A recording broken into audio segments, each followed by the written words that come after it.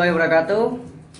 Kami dari kelompok 4 akan mempresentasikan terkait dengan aspek keuangan kelayakan bisnis.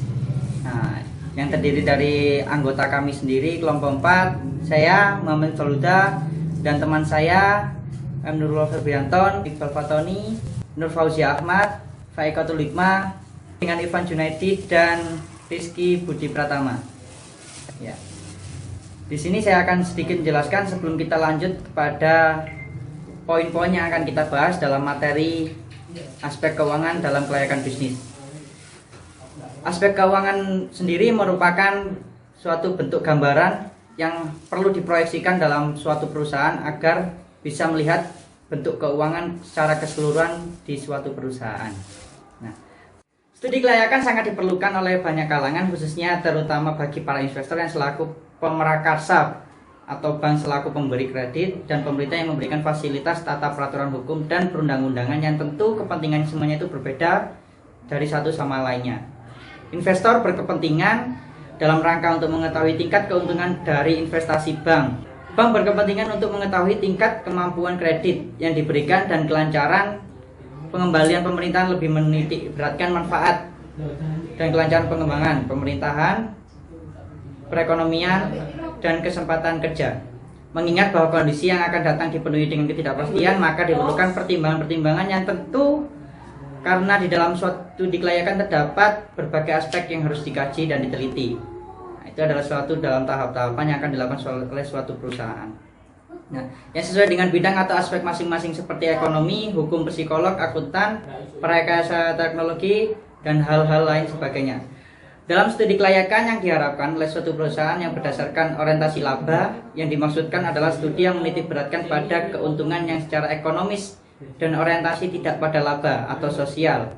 Yang dimaksud adalah studi yang menitik beratkan suatu proyek tersebut bisa dijalankan dan dilaksanakan tanpa memikirkan nilai atau keuntungan ekonomis suatu bisnis yang didirikan tidak serta-merta berdiri hanya dengan spekulasi akan memperoleh keuntungan. Sumber-sumber dana. Untuk mendanai suatu kegiatan investasi, maka biasanya diperlukan dana yang relatif cukup besar. Perolehan dana dapat dicari dari berbagai sumber dana yang ada, seperti modal sendiri atau modal pinjaman ataupun keduanya. Pertimbangannya tidak lain adalah untung ruginya jika menggunakan salah satu modal atau modal gabungan. Dilihat dari segi sumbernya, modal dibagi menjadi dua macam. Yang pertama modal pinjaman, yang kedua modal sendiri. Modal sendiri merupakan modal yang berasal dari pendiri bisnis tersebut. Keuntungan dari modal ini yaitu dengan tidak adanya beban bunga, seperti modal pinjaman. Perusahaan hanya berkewajiban membayar dividen. Perolehan dari modal sendiri biasanya berasal dari yang pertama, setoran dari pemegang saham, yang kedua dari cadangan laba, yang ketiga dari laba yang belum dibagi. Untuk poin yang kedua, modal pinjaman atau modal asing atau modal pinjaman merupakan modal yang diperoleh dari pihak luar perusahaan dan biasanya diperoleh secara pinjaman. Perolehan modal asing juga relatif sulit karena diperlukan syarat-syarat tertentu sesuai dengan kebijakan pemilik dana. Keuntungan modal pinjaman adalah jumlahnya yang relatif tidak terbatas, artinya tersedia dalam jumlah banyak. Di samping itu, dengan menggunakan modal pinjaman, biasanya timbul motivasi dari pihak manajemen untuk sungguh-sungguh mengejakan modal yang dijalankan.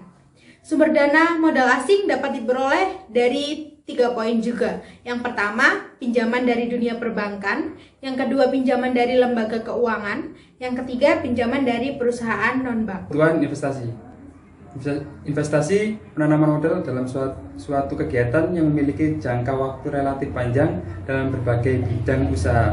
Komponen yang terkadang dalam biaya kebutuhan investasi biasanya disesuaikan dengan jenis usaha yang dijalankan. Secara garis besar, biaya kebutuhan investasi meliputi yang pertama biaya pra-investasi, contohnya biaya perbuatan studi. Yang kedua, biaya pengurusan izin. Kedua, biaya aktiva tetap. Contoh yang pertama yaitu aktiva tetap berwujud antara lain tanah, mesin, bangunan, peralatan, inventaris, kantor, dan aktiva berwujud lainnya. Untuk contoh yang kedua, aktiva tetap tidak berwujud antara lain goodwill, hak cipta, lisensi, dan merek dagang. Biaya operasional Contohnya yaitu upah dan gaji karyawan, biaya listrik, biaya telepon dan air, biaya pemeliharaan. Arus kas, cash flow. Cash flow merupakan arus kas atau aliran kas yang ada di perusahaan dalam suatu periode tertentu. Cash flow menggambarkan beberapa uang yang masuk ke dalam perusahaan dan jenis-jenis pemasukan tersebut. Cash flow juga menggambarkan beberapa uang yang keluar serta jenis-jenis biaya yang dikeluarkan. Laporan perubahan kas, cash flow statement, disusun untuk menunjukkan perubahan kas selama periode tertentu serta memberikan alasan mengenai perubahan kas tersebut dengan menunjukkan dari mana sumber kas tersebut dan penggunaannya.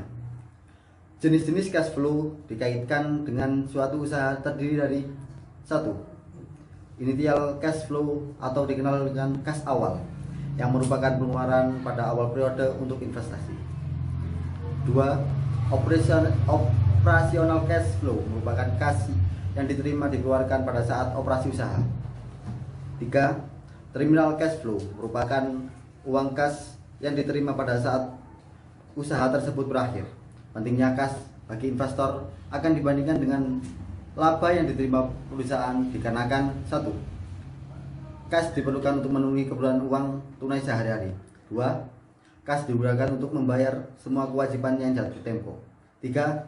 Kas juga digunakan untuk melakukan investasi kembali. Kriteria penilaian investasi. Kriteria yang biasa digunakan untuk menentukan kelayakan suatu usaha atau investasi yang pertama ada payback period, average rate of return, net present value, internal rate of return, profitability index, serta berbagai rasio keuangan seperti rasio likuiditas, solvabilitas, aktivitas, dan profitabilitas.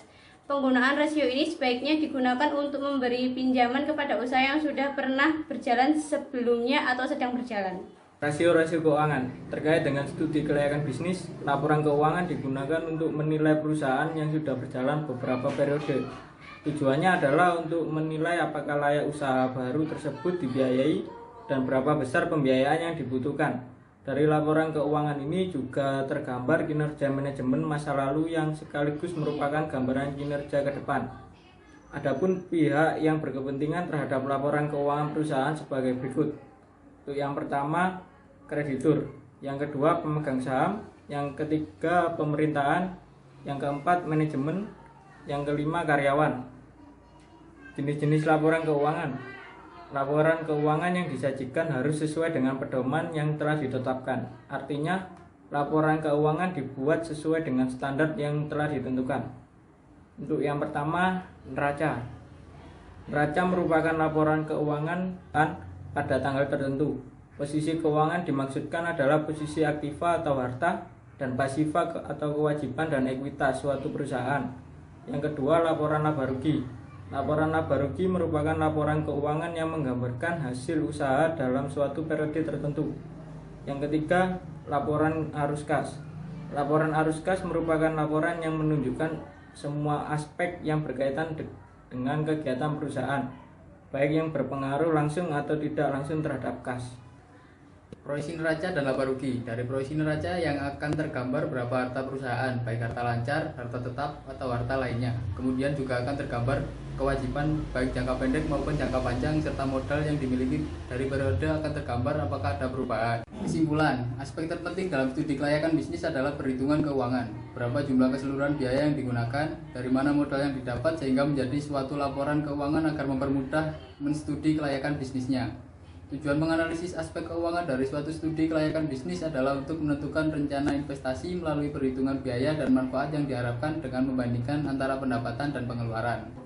Oke, terima kasih. Itu adalah sedikit presentasi dari kelompok 4 terkait dengan aspek keuangan dalam kelayakan bisnis yang disampaikan oleh kelompok 4 sendiri, dan itu bisa menjadikan pembelajaran buat kita semuanya. Sehat-sehat selalu dan